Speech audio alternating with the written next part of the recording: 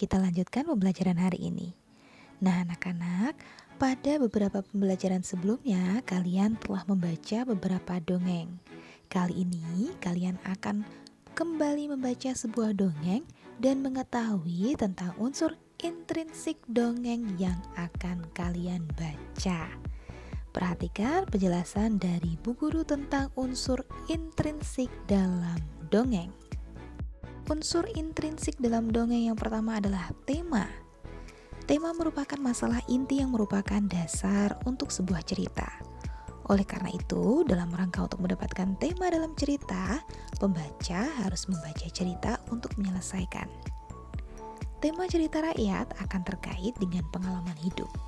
Biasanya cerita rakyat mengandung unsur-unsur alam, peristiwa sejarah, sihir atau keajaiban, dewa, misteri, hewan, dan masih banyak lagi.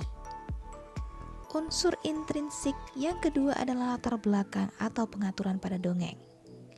Latar belakang informasi baik itu tentang waktu, suasana, dan juga lokasi di mana cerita rakyat itu berlangsung. Lokasi latar belakang atau tempat. Lokasi latar belakang informasi tentang cerita yang menjelaskan di mana cerita itu berlangsung.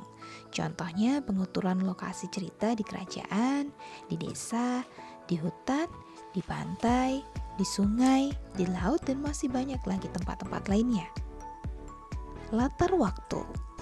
Waktu latar belakang saat peristiwa dalam dongeng itu terjadi. Sebagai contoh, pagi hari, di zaman kuno, pada malam hari, bertahun-tahun yang lalu, saat matahari terbenam, dan beberapa latar waktu lainnya. Latar belakang suasana. Latar belakang suasana ini menginformasikan suasana dalam hal tempat dongeng. Misalnya, latar belakangnya adalah suasana kehidupan masyarakat hidup dalam damai dan kemakmuran, atau kehidupan masyarakat dalam masa perang. Nah, unsur yang ketiga adalah tokoh.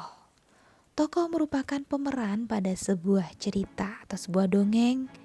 Ya, tokoh pada cerita rakyat dapat berupa hewan, tumbuh-tumbuhan, manusia, para dewa, dan lain-lain. Penokohan ini berdasarkan sifatnya dibagi menjadi 3. Karakter utama biasanya disebut sebagai protagonis yang menjadi tokoh sentral atau tokoh pusat dalam cerita. Secara umum, tokoh utama ditampilkan sebagai tokoh yang memiliki kualitas yang baik anak-anak. Tapi tidak menutup kemungkinan untuk menemukan karakter utama yang diceritakan lucu, unik, atau bahkan jahat. Yang kedua, lawan yang menonjol, biasanya antagonis. Antagonis dalam arti karakter yang selalu berlawanan dengan protagonis. Secara umum, antagonis ditampilkan sebagai tokoh hitam atau melambangkan kejahatan. Yang ketiga, tokoh pendamping atau tritagonis.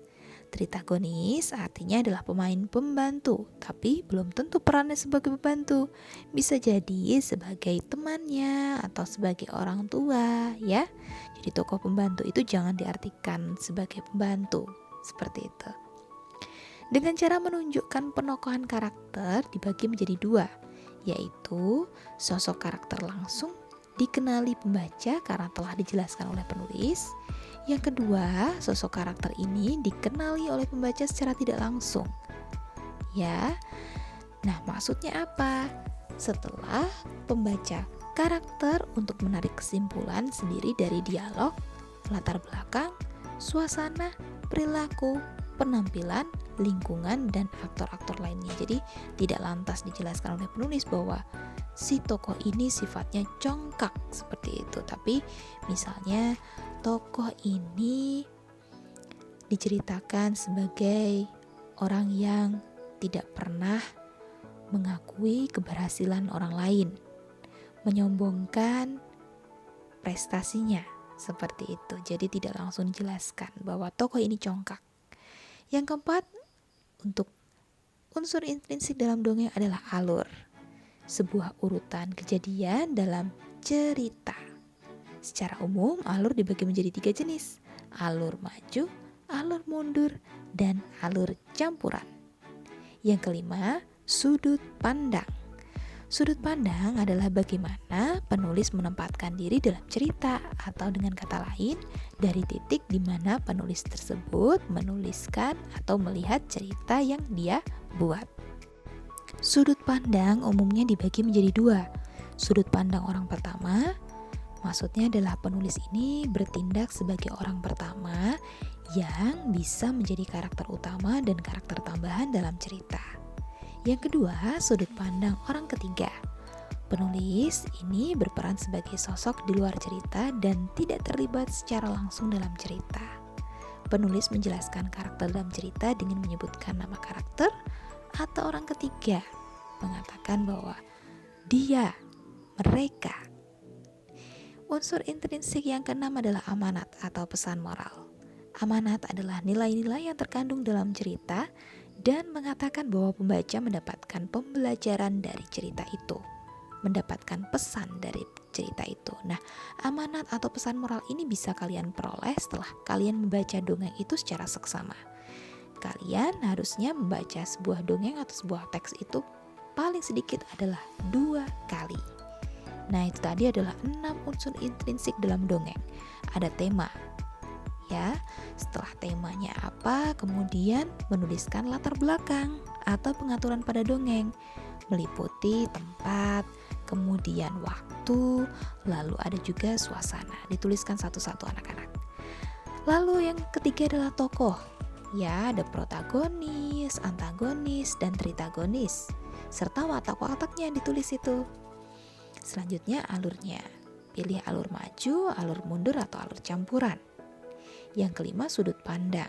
Nah, ini bisa kalian ketahui setelah kalian membaca. Begitu pula dengan amanat. Berikutnya silakan kalian baca teks atau dongeng tentang tukang sepatu dan kurcaci. Bacalah dongeng itu dengan seksama. Buka modul halaman 87 sampai 88. Setelah itu, tentukan unsur intrinsik dalam dongeng tersebut. Ya, disebutkan satu-satu. Temanya, latar belakang, tempat, waktu, kemudian suasana, tokohnya dan penokohannya, wataknya seperti apa, itu penokohan, kemudian alurnya, lalu sudut pandang dari cerita itu, dan yang terakhir amanatnya atau pesan moralnya. Silahkan kalian tulis di buku tugas kalian, kemudian kalian foto dan kirimkan melalui chat pribadi ke Bu Guru. Bu Guru tunggu sampai pukul 21 waktu Indonesia Barat. Silahkan kalian kerjakan dan baca dengan seksama.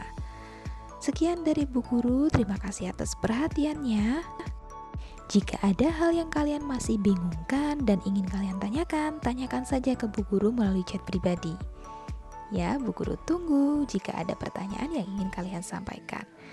Sekian dari Bu Guru, selamat belajar, selamat membaca, dan selamat mengerjakan tugas. Terima kasih. Wabillahi taufiq wal hidayah. Wassalamualaikum warahmatullahi wabarakatuh.